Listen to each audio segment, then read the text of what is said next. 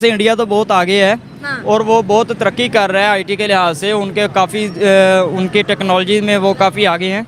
और ये जो टेक्नोलॉजी है ना, ख़ास तौर पे ये टेक में इंडिया काफ़ी आगे जा रहा है। तो वो ये टेक्नोलॉजी जो उसके पास in the form of artificial intelligence, computer science, इन सब चीज़ों को यूज़ करके वो लेटेस्ट मिसाइल्स जो है वो चीज़ उस पर जो है वो काम कर रहे हैं। दोनों मुल्कों में जो तल्लुकात है वो बेहतर होने चाहिए।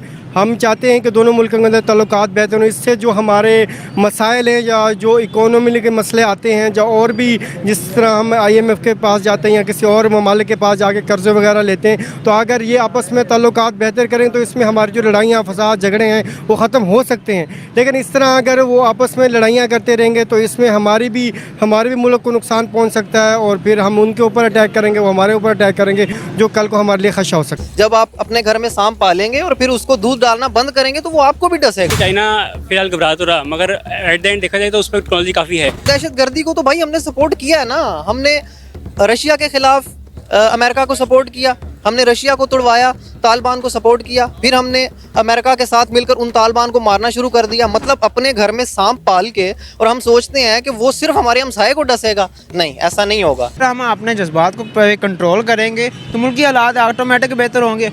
बमबारी होगी, जंगें होगी, इससे हमारा भी नुकसान होगा, दूसरे मुल्क का वालों का भी नुकसान होगा। सऊदी अरब ने $100 अरब की सरमायाकारी की इंडिया में, और पाकिस्तान में 100 टन खजूरें दी।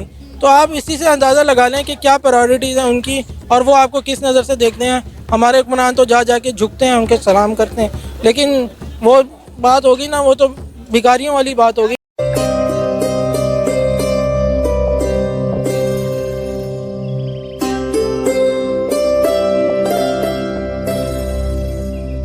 भारत के जो चीफ ऑफ डिफेंस स्टाफ हैं जनरल अनिल चौहान साहब, उन्होंने हाल ही में इंडिया के अंदर एक कॉन्क्लेव में ये कहा कि डिस्पाइट द फैक्ट कि पाकिस्तान के अंदर एक इकोनॉमिक टर्मोइल है, पाकिस्तान IMF प्रोग्राम में है, दे आर लिविंग बाय, जिसे वो कहते हैं ना, हैंड टू माउथ है, सारा कुछ है, लेकिन पाकिस्तान की जो फौज है is a threat for India, is a threat for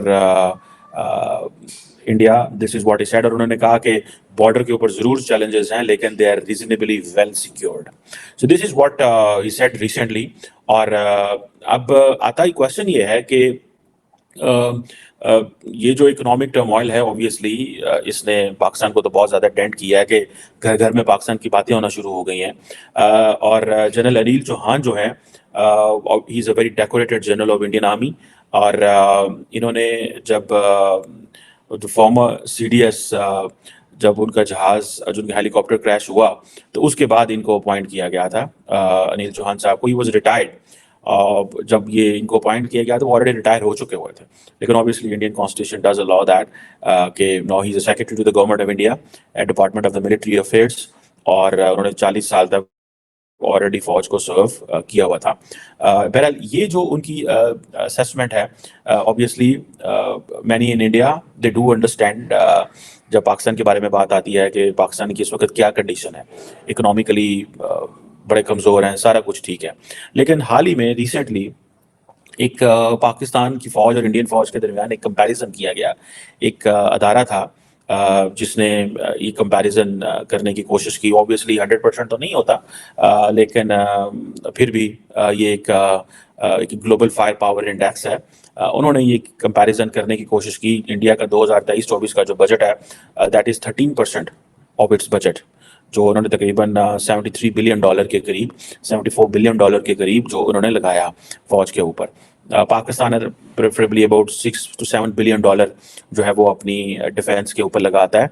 और इंडिया की जो फौज है, that is the 4th strongest military in the world, as जो कि वो कहते हैं, जिसमें US, रशिया और चाइना जो है वो आगे हैं। बाकी this is as per the global fire power index. एक ऐसा डाटा है जो कि डिफरेंट जगहों से डाटा कलेक्ट करता है, स्टैटिस्टिक्स कलेक्ट करता है, एंड देन जिसे वो कहते हैं ना कि देन वो शेयर करता है, और डिफरेंट फैक्टर से ये डाटा लेते हैं। सो जब आपने किसी पावर को मेजर करना हो तो what do you get in basically, for instance you talk about countries GDP, कि वो ग्रॉस डोमेस्टिक प्रोडक्ट क्या है उस मुल्क के अंदर, और वो उसकी क्या प्रोजेक्शन क्या है, कितना ऊपर जा रही है, कितना नीचे आ रही है.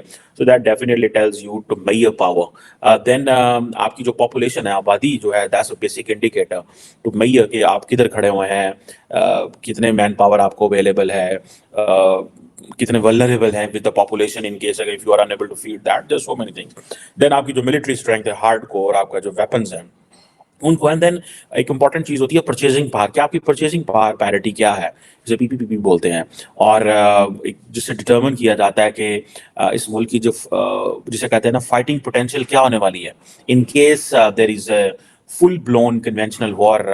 सो ये चीजें जो हैं, ये फैक्टर्स जिसे वो कहते हैं ना किए जाते हैं. India obviously the second most populous country, अब तो मेरा ख्याल है क्रॉस कर चुका हुआ है चाइना को. एंड और देखें इंडिया के पास जो जिसे जिसे कहते हैं ना कि एक बड़ी तादाद में लोग अवेलेबल है लड़ने के लिए, क्योंकि आबादी बहुत ज़्यादा है उनके लिए. सो उनके पास बजट बहुत ज़्यादा है. आप देखिए इंडिया के पास तकरीबन 8 लाख एक्टिव मिलिट्री पर्सनल है. ठीक है जी. आप देखिए ना तकरीबन 14 लाख की फौज है, लेकिन 8 लाख जो है वो एक्टिव मिलिट्री के लोग हैं. पाकिस्तान के पास कुछ 6.5 लाख एक्टिव पर्सनल है. ठीक है जी. सो इंडिया का और पाकिस्तान का comparison in terms of military capability तो कोई नहीं है. India is far more powerful, India is far more capable than the Pakistani military in terms of पैसे देख लें, इन टर्म्स ऑफ नंबर देख लें, इन टर्म्स ऑफ आप उनका जो मिलिट्री का बजट देख लें. In every sense India has more money, India has more resources, India has more connections. India can buy the military hardware from Europe, USA, Israel, anyone. India जिस मुल्क से भी आज के हमने असला खरीदना है, तो इंडिया ने सुबह उठना है, चेक साइन करना है, जाके उनको कहना है जी हमें ये दे दें, they will get that. So they put the money on the table and they get this their जिसे कहते हैं ना कि वो अपने टॉयज ले आते हैं वहाँ पे, military toys. So they have money, they have resources in that से. पाकिस्तान के पास ऐसी कोई गुंजाइश नहीं है. उसकी वजह ये है, आप देखें ना, कहा जाता है कि इंडिया के पास कोई 2200-2300 के करीब एयरक्राफ्ट हैं. दुनिया में चौथे नंबर पे सबसे ज़्यादा इंडिया के पास एयरक्राफ्ट है. पाकिस्तान के पास अराउंड 1400 से ज़्यादा थोड़ा सा एयरक्राफ्ट है. सो जो आप समझ लें कि ये एक बहुत बड़ी तादाद है.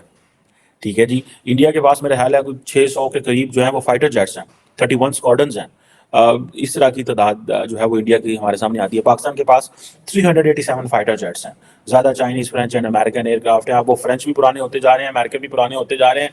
हमारे पास सिर्फ चाइना रह गया. लेकिन इंडिया के पास रशियन भी हैं, अमेरिकन भी हैं, फ्रेंच भी हैं, रशियन भी हैं. चाहते तो हैं कि ये जौन सा ना दोनों मुल्क आपस में दोस्ती कर लें, बातचीत कर लें, लेकिन मसला ये है कि अगर ऐसा होता है तो इसमें हम इकोनॉमिकली फ़ायदा हो भी सकता है. हाँ। लेकिन बहुत सारी जगहों पे हमें नुकसानात भी हो सकते हैं. जैसे कि कहाँ पे नुकसान होगा? मतलब ये एक बीच वन सिचुएशन है ना, तो इसके अंदर हम यूँ कह सकते हैं कि कल को कोई ना कोई हमारे लिए एक ट्रैक किसी किस्म का बन सकता है, नुकसानात का खदशा हो सकता है. लेकिन फॉर द टाइम बीइंग इस वक्त ये नज़र नहीं आ रहा, लेकिन आने वाले वक्तों में ये एक इशू क्रिएट हो सकता है. आपको नहीं लगता कि इंडिया और पाकिस्तान में जो भी बच्चा पैदा होता है उसको इंडिया और पाकिस्तान की दुश्मनी जन्म होते ही मिल जाती है? हाँ जी, ऐसा ही है बिल्कुल. तो ये चीज़ बदली क्यों नहीं जा सकती? इसमें बदलनी चाहिए इसको. इस हमारी जो गवर्नमेंट है उसको इसके अंदर जौन सा वो थोड़ा चेंज लाना चाहिए और इस इन्वायरमेंट को चेंज करना चाहिए. इन्वायरमेंट को चेंज करना चाहिए. सर काफ़ी टाइम हो गया दोनों मुल्कों के जो ताल्लुकात है वो बेहतरी की तरफ नहीं आते. हमारी तरफ से बहुत ज़्यादा से शेख रशीद ने कहा कि हमारे पास किलो किलो के पाव के बम है, हम मार देंगे. इतनी बड़ा जमहूरी मुल्क है, इतनी बड़ी पॉपुलेशन है, उनकी जमहूरियत इतनी मजबूत है, उनकी जो डेमोक्रेसी इतनी मजबूत है, उसके बाद हमारे ऐसे जज्बाती बयानबाजी जो हम जज्बात में देते हैं उससे पाकिस्तान को कितना नुकसान पहुँच रहा है? मिस, पाकिस्तान को नुकसान तो पहुंच रहा है. जिस तरह वो बात कर रहे हैं कि हम इस तरह मतलब नुकसानात पहुंचाएंगे, या बम की जिस तरह आप बात कर रही थी, तो ये इतना बज़ाहिर कहना आसान है, लेकिन पाकिस्तान माशाल्लाह इतना स्ट्रॉन्ग मुल्क है और हम इस मामले में कोई हाथ पे हाथ रख के तो बैठे नहीं हुए. तो हम इसके लिए फ़ाइट करेंगे अगर वो ऐसा कल को. वो नहीं कहते, हम कहते हैं हमारे पास एटम बम है, हम मार देंगे. ऐसा हम कहते हैं. हाँ. नहीं, मुझे नहीं लगता कि हम. शेख रशीद ने भी कितनी दफ़ा कहा. तो बस ऐसे ही वो बातें करते रहते हैं. उनको वैसे ये बात नहीं करनी चाहिए और जिसमें हमारे मुल्क को नुकसान हो. दोस्तों, भारतीय सेना की उत्पत्ति ईस्ट इंडिया कंपनी की सेनाओं से हुई, जो समय के साथ ब्रिटिश भारतीय सेना बन गई, जिन्हें स्वतंत्रता के बाद राष्ट्रीय सेना में बदल दिया गया. भारतीय सेना की इकाइयों और रेजिमेंटों ने दुनिया भर में कई लड़ाइयों और अभियानों में भाग लिया है। स्वतंत्रता से पहले और बाद में कई युद्ध और सम्मान अर्जित किए हैं। भारतीय सेना का सबसे बड़ा और पहला उद्देश्य राष्ट्रीय सुरक्षा और उसकी एकता सुनिश्चित करना, राष्ट्र की बाहरी हमलों और आंतरिक खतरों से बचाना और देश की सीमाओं को सुरक्षित रखना है। भारतीय थल सेना प्राकृतिक आपदाओं और अन्य गड़बड़ियों के दौरान मानवीय बचाव अभियान भी चलाती है।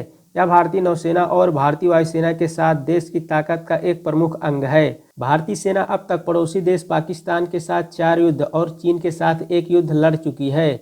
सेना द्वारा किए गए अन्य प्रमुख अभियानों में ऑपरेशन विजय, ऑपरेशन मेघदूत और ऑपरेशन कैक्टस शामिल है। भारतीय थल सेना में 12 लाख से अधिक सक्रिय सैनिक हैं और 9 लाख से अधिक आरक्षित सैनिक हैं, जो इसे दुनिया की दूसरी सबसे बड़ी अस्थायी सेना बनाते हैं।